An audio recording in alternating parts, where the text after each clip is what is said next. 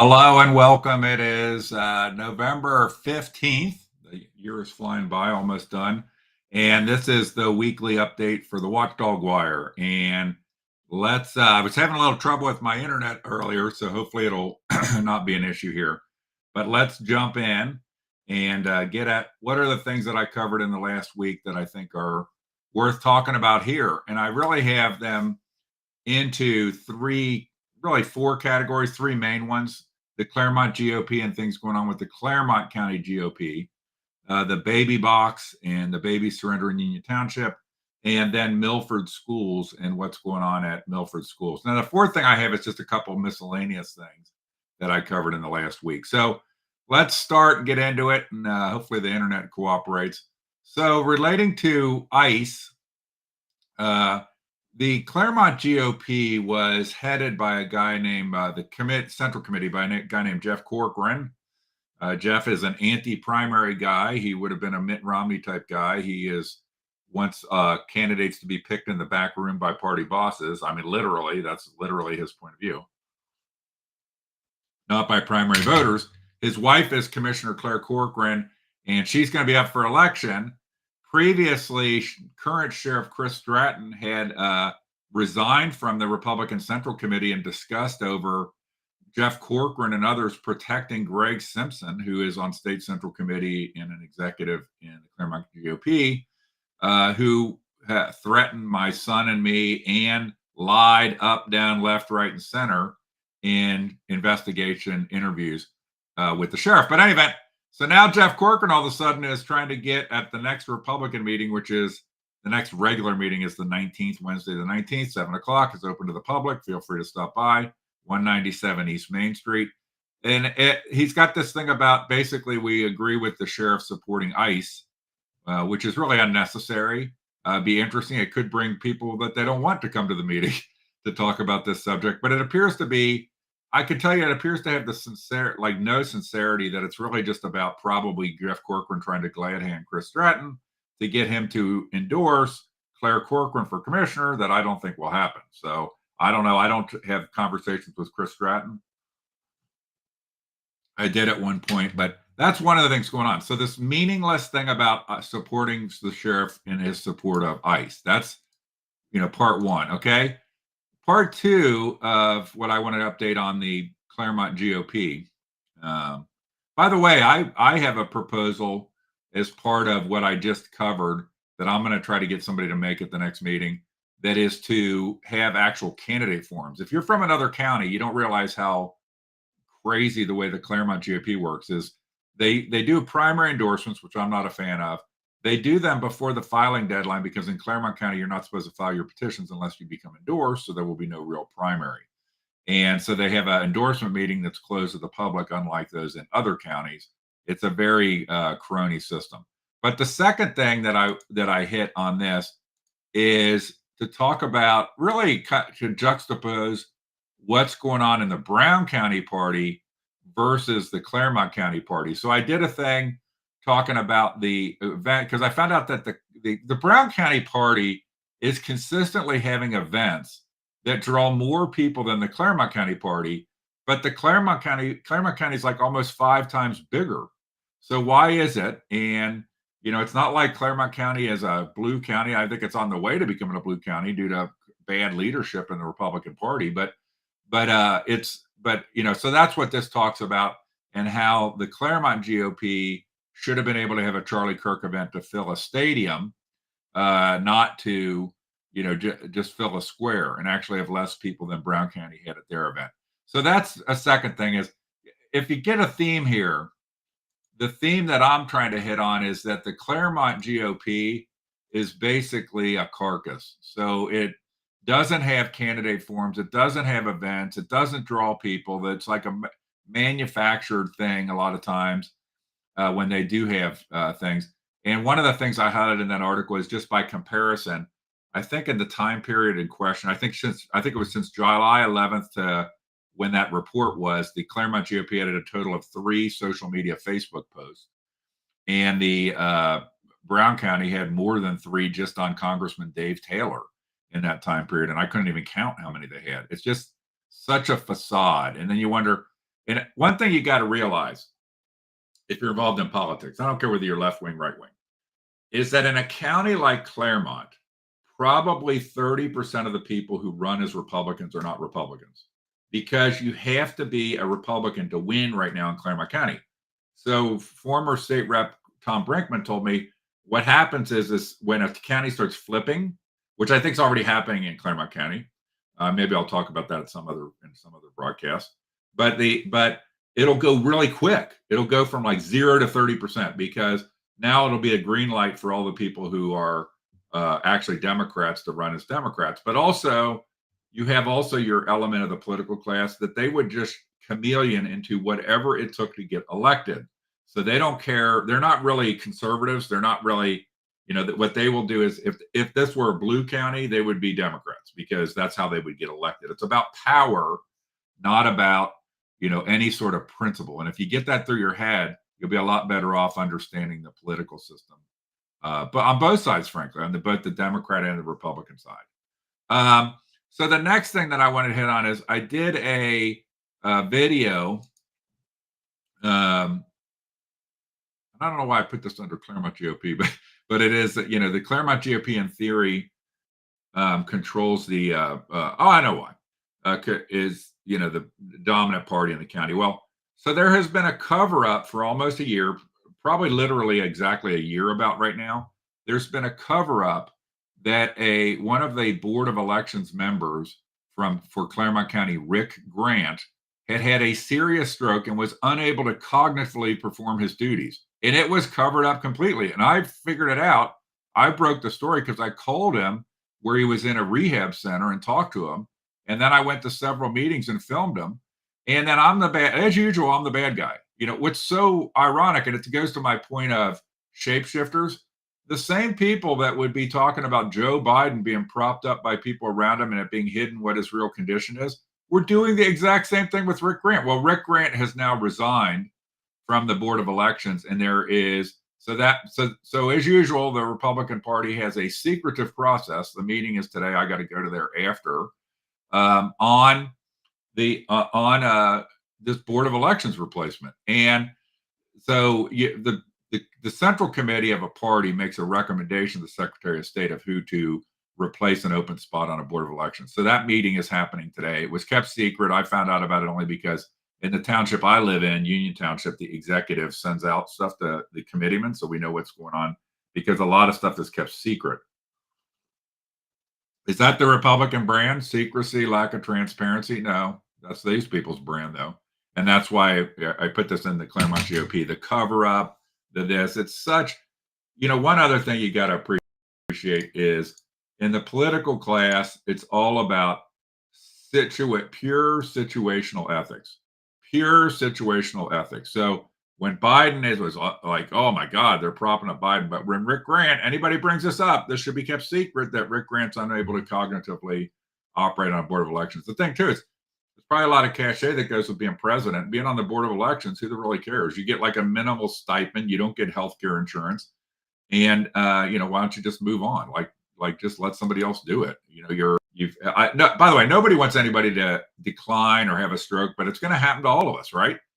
One way or the other, we're going to get to a point where we're not going to have the ability, whether through a health issue or just natural aging, to do things. And you got to admit that. You got to move on and not hold organizations hostage for your own petty ego, or maybe in the case of Rick Grant, the petty ego of family members of Rick Grant, just like probably what happened with our good friend Joe Biden. Okay, now let's go back to look at what's the next thing I have up. So let's talk about the baby box. So there was a surrender of a baby in Union Township in the baby box. I'm against baby boxes, by the way, and I'm glad to debate or talk about it, in the process. I think it's dehumanizing. It is teaching young people the notion that more about disposable. It also creates severe mental health issues down the road because people who actually know how these things work out in the end, adults, know that when you have a uninformed, scared girl or boy put a baby in a box, or even worse than a direct safe haven where it's handed off to a person. And they wake up a year later, or 2 years later, realizing they didn't even know about open adoption. They didn't even know about financial assistance options. How do you think they feel? Do you think they feel that they were loved? Or you think they were exploited? And so let's go to what I had on this. So what happened was apparently this surrender took place somewhere between September 13th and September 20th. And I have been up the ass of this baby box and this process because I have no idea why this woman, who I think has is like, she defines the term narcissism and egomaniac. But I don't have any idea why this woman, because she has a company that makes these boxes, that she gets all this information on babies.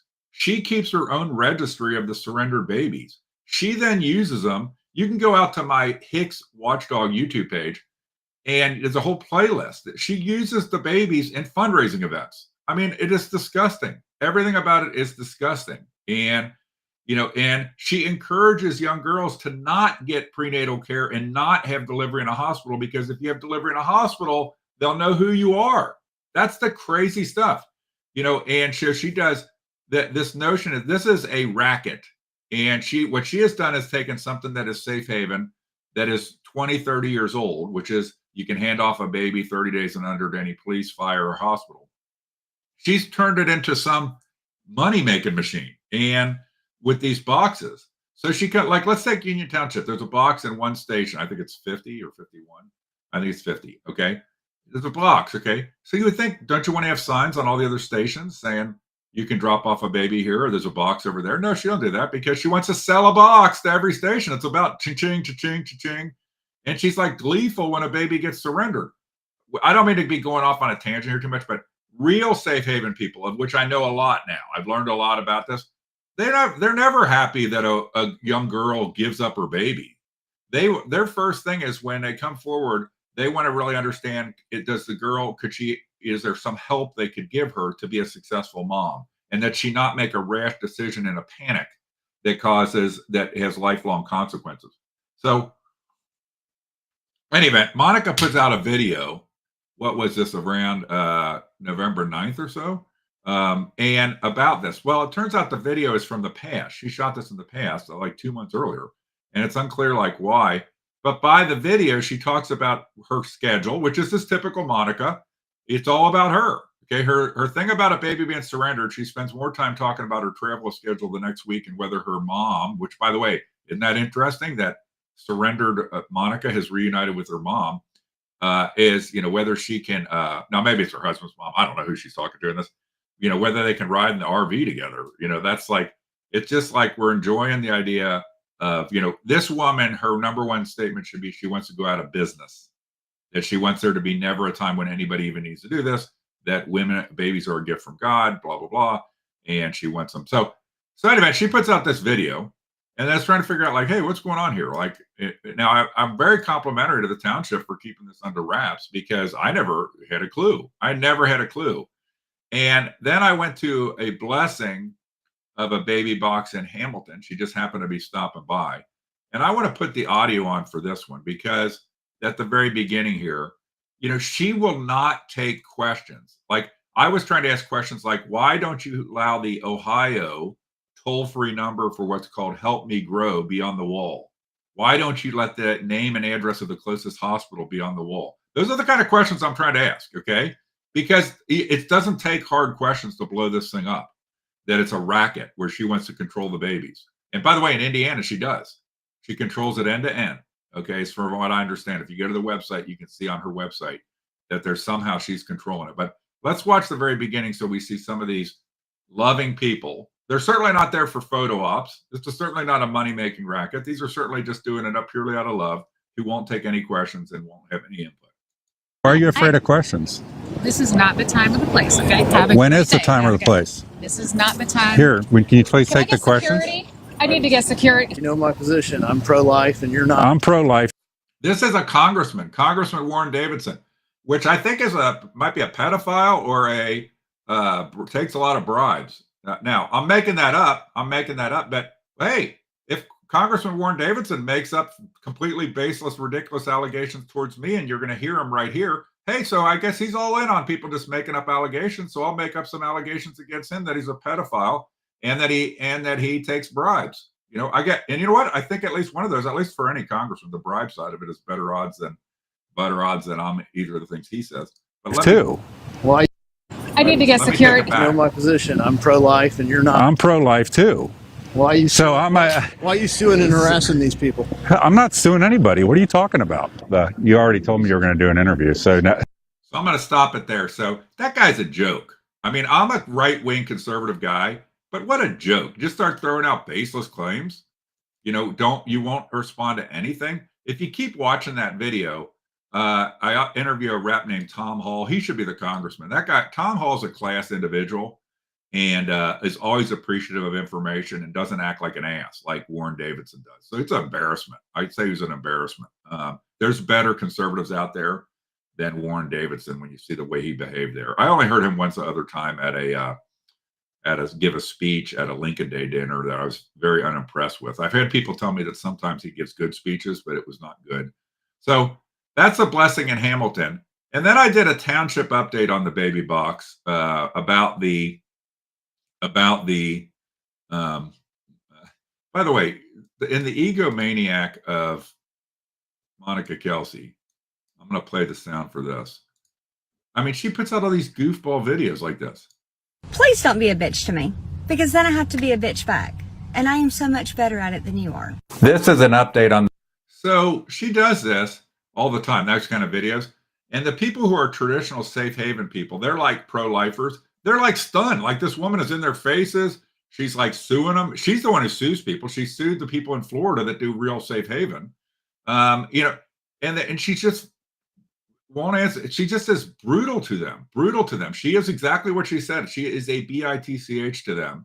And the people who are traditional safe haven, they're like super loving people. And they're like shell shocked by like, who is this woman who is such a bitch to everybody all the time? But anyway, I did an update and I pinpointed when it had to take place because the video that Monica Kelsey put out talked about events she was at, and that let it be able to be discovered when the surrender took place.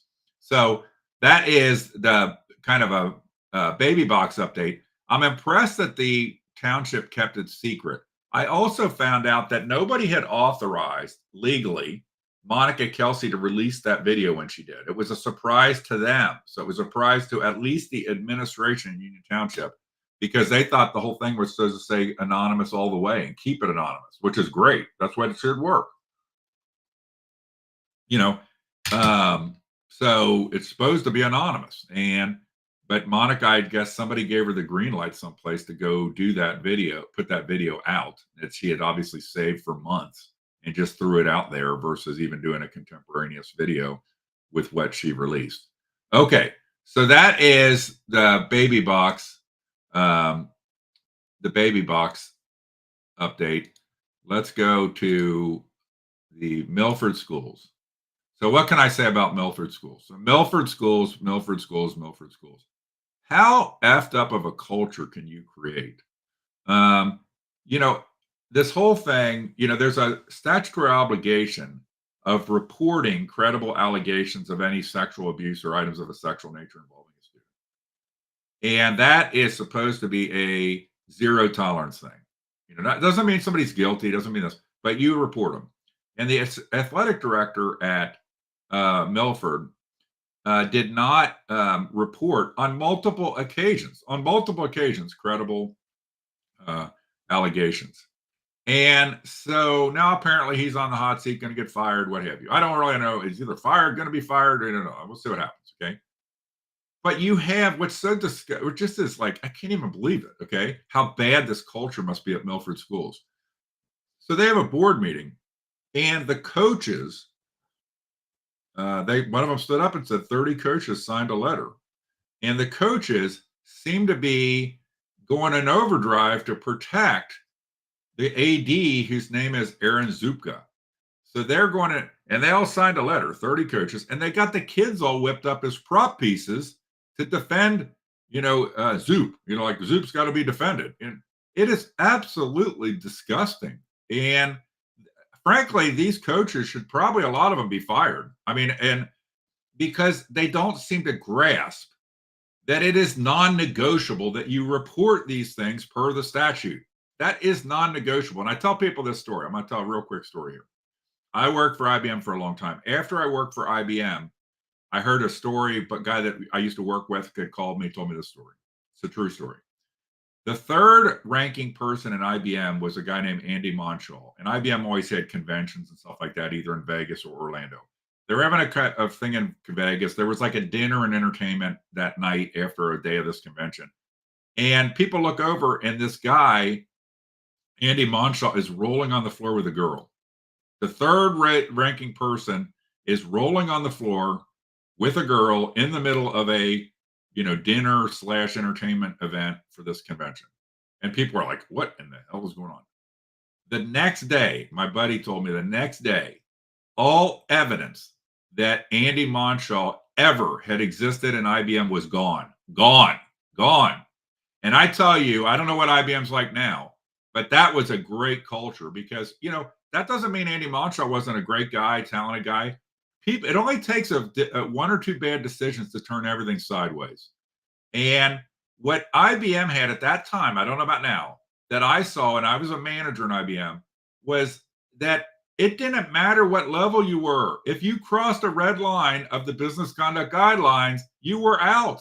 And people seeing that the third in line person of the whole company is out because he violated a guideline, that is a great cultural story. Not that people don't make mistakes, but that we are going to handle this the same, whether it's somebody that everybody loves or whether it's somebody that everybody hates. And Milford could take a lesson from that. I don't know how the board has created this culture by being basically woke and situational ethics. So now the situational ethics apply to everything. And and nothing is wrong anymore. Like where is the red line? And so I don't even know if I'll play a little bit of the second clip here. And because none of the people that talked, of the students or coaches, not one of them, except this one girl here, mentioned the obligation to report. And listen to what she says about this whole thing. This is a girl that is a student. I know there's a lot of information out there regarding Zupco's actions or lack of, and I'm sad by what I've heard, and I know, and it's sad how it's handled. But I'm not here to talk about that. So she's not here to talk about the actual actions that were a violation of the law. She's not talking about that. She's here to talk about Zoop and how great Zoop is. And that's what it was. Not a single coach that took to the microphone even mentioned the obligation to report. What they needed in this meeting was one of these board members to stand up and say, the president of the board or the superintendent, to say something very simple. Okay. Let these people vent and do their thing. They're all clapping, cheering like complete dumbasses. And what somebody should have got up and said after that is, okay, here's the way it's going to roll. Is you guys, all of you here, should be ashamed of yourself. The obligation to report is non-negotiable. It is non-negotiable. And every of the 30 coaches that signed a letter, every one of you by signing that letter has told us that you don't understand that. You don't get it. Every coach that used a student or got a student engaged in this debate about reporting of potential sexual abuse, every student that you got involved by whipping them up, coaches, what you did is a disgrace.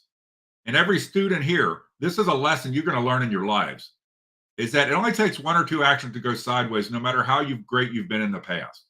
And I don't know if Zook is great or not. I hear a lot of bad things about this guy. But, it only takes a few things to go sideways. And these things are non-negotiable. And it's in a school environment that you report, per the law, credible allegations of sexual abuse is non-negotiable. It's got to be non-negotiable. And then I would have closed with this. If they had a leader, they don't have a leader here. They do not have a leader at Milford. I don't know. I don't think they have a leader at West Clermont either, by the way. But the leader should have closed with all 30 coaches. Within the next 24 hours, you better each of you submit one of two letters. One saying you apologize for signing this letter and you are totally committed to legal reporting, or a resignation letter. And then I would close again with this. I would tell the students this. This is what they should have done. We don't have to have athletics here. Athletics are a privilege. They are an extracurricular. If we need to clean house and completely jettison our athletics program to get the culture right again, we're going to do that. And all of you better think about that. This is non-negotiable. Athletics are an extracurricular. They are not our core mission. They are not our core function. And none of you, coaches or students, ever forget that. We don't have to have them. Frankly, what does a fraternity do if it goes sideways at a college? Ever think about that? If a fraternity goes bad at a college, what do? They shut it down. They wait how many years? 5 years. Why? They make sure that any student who had ever been connected with the past is gone from that college. Then they'll recolonize. Maybe Milford needs to do that. I just don't know what to do. They have dug themselves this incredible, ridiculous hole. And I don't know if I had the girl up on the, but there's some other people that talked here. This coach, he should be down on his knees asking for mercy when I'm going to keep this playing. This guy who's the ringleader of he's up there proudly. I'm the ringleader that got 30 coaches to sign a letter supporting Zoop, and telling you, all of you, that we don't give a rat's ass about statutory reporting requirements. Yesterday, I sent a unified letter signed by over 30 Milford High School coaches. If they don't report something, that's got to be a deal breaker. And so he took credit. Good for him. Great job. He says at the end of that, by the way, that he can go coach lacrosse somewhere else. Why don't you do that? Why don't you do that, Big Hoss? It's not, these kids, I don't know what the maybe it's all of the cultures now, but I swear these Milford people think that they are, the fancy, the elites, I'd much rather be from a middle class or not that attitude. I mean, I just don't know how you let your culture get so fucked up as these people have at Milford. And so much frustration because, trust me, there has been a pattern of this kind of stuff, and people talk about it. I have not vetted it all, but people talk about past events that are like this stuff that has happened with Zoop. So let's go back and finish out here. I'm going to do the dumbest Clermont Sun story, but license plate gate. I'm not even going to click on this. I did an update. The Pike County prosecutor is appointed to Aaron Haslam's license plate gate, and I'm waiting for him to call me back. I've called him twice. We'll see. Ring, ring, ring, ring. Can we show? What's so funny is I like to illustrate the absurd that a county prosecutor in Adams County isn't even accountable to the most basic things that you or I would be accountable to, like having a proper license plate on the car. Now, as a separate thing, there's this event that's going on in Adams County. I have not actually looked at it this morning. I put something out briefly about it yesterday. I think I'm going to have more shortly, and I don't know what the big time media is reporting, but I think I know some things, and we'll see if they get. I'm not necessarily trying to scoop them, but I want to see if certain things get reported that I think that happened with this, and I have some requests in to get some records that will be enlightening. And I know the records I requested. I was the first person to request that I know of as specific things, because that they told me when I requested the records. I'm asking, am I the first reporter to request records for this particular thing? And you'll find out what it is shortly, either from me or from the media. Wouldn't surprise me if I'm the first one to request, but I don't get it. And then the last thing I had here is Andrew McAfee. So Andrew McAfee, I'll go ahead and pop into this one. So this guy is to me, weird and bizarre, but he's beloved. He doesn't live in Clermont County. He's the director of government affairs for the chamber, but he also does political consulting for candidates through Hometown Strategies, which is a Cody Rizzuto thing. Cody was involved with a firm that defrauded Chief Shabbat. And he also takes all kind of board appointments. So he's the poster child of cronyism, conflict of interest, and having no moral and ethical compass. How can you be the director of government affairs for the chamber and also be a campaign consultant? At the very end of this piece, I talk about that he does sometimes columns for the Clermont Sun. So the question is, hey, when you do those columns, Are you doing them as a campaign consultant trying to help a specific candidate? Are you doing them as the chamber? Are you doing them as, a board member of the park district, or, the different things that you're a board member of? So it's just, he's just emblematic. Why is a guy that lives in Warren County, who's to me super weird, and I have no problem with people being gay, but I do have a problem with people being fucking weird, and he's weird. And so, in my view, that's my opinion, protected by the First Amendment. And so I don't know, he's just everything. He's just an example of cronyism, and the way cronyism rocks and rolls in this county. So the last thing is, what's the dumbest story in the Clermont Sun? And by the way, the front page of the Clermont Sun, this is the big news events: a coffee and declaration, a mural, Q&A with county election officials. I did a Q&A on video on election day. It's funny. Nice to give Megan the story. Great. Thank you for copying. That's good. That's cool. And then 2-car fatal traffic crash. Okay. So that's the biggest news events in Clermont County. This paper has never had one word about the Milford stuff. Not one word. Zero words. Okay. Which tells you they only print the news they're allowed to print. It's totally a Pravda for Clermont County. Okay. And, but the thing that I thought was, it just hit me, and it's not, obviously they just print content to fill their pages, but this is an op-ed in support of congressional term limits. And it's by Jane Timken and State Senators Jane Timken and Teresa Gavarone. And I'm just like, okay, I'm all for congressional term limits. Okay.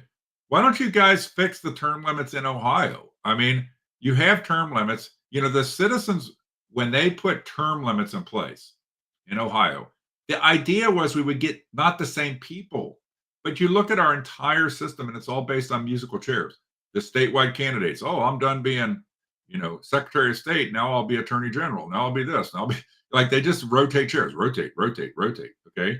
And in the House and the Senate, they just rotate chambers. So they do their 4 terms in the House. That's the term limit, 8 years. And then they go do 2 terms in the Senate. That's 8 years. Then they go back to the House. That's 8 years. That is the way it operates. So if Jane Timken and Teresa Gavarone want to do something, why don't they fix it in our own state? Because the voters did not want musical chairs. That was not what the voters wanted when they put term limits in place. So that's the thing that kind of struck me the most in the Sun. Really, the Sun this week, I was like flipping through. There's nothing in here this week, nothing.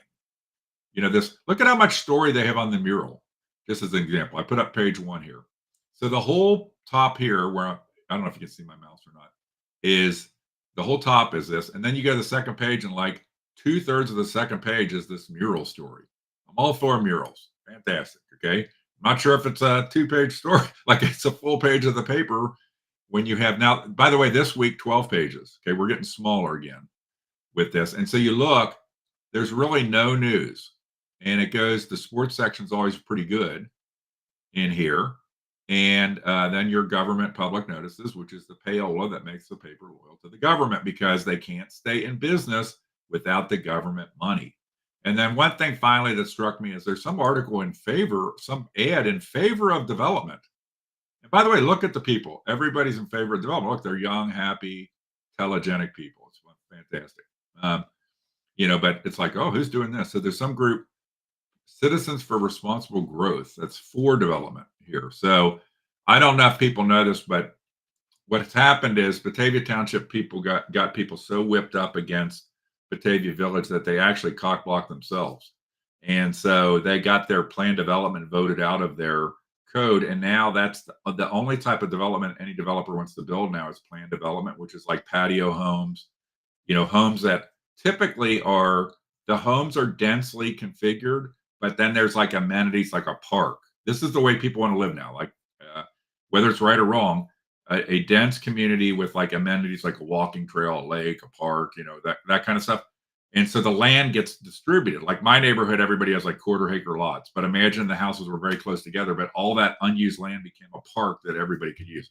That's the current in vogue development because that's what people want. Older people want that, even younger people want that. And Batavia Township got voted that they're not allowed to have that kind of development. So somebody told me that one of the big developers said they won't even pursue development in Batavia Township once their things are done. So I don't think that was Batavia Township's intent. And of course, they approved 2 projects right after the election because they wanted to appear like they were going along with the no growth people, or not call it out, and then they did it. So that is, that's something that I found was interesting, and that somebody's putting some money into defending this. So I got what's coming up. There's some stuff relating to this, what's gone on in Adams County overnight, but I haven't even kept up to date in the news this morning on it. And we'll work it from there. And a few other things. For me, I have a lot of stuff going on that's unrelated to doing this. And so we'll see what I do this week. I have like plenty of content to cover. It's just, do I have the time cycle? So, hey, thank you for tuning in on Saturday, November 15th. Have a great rest of the weekend, and see you next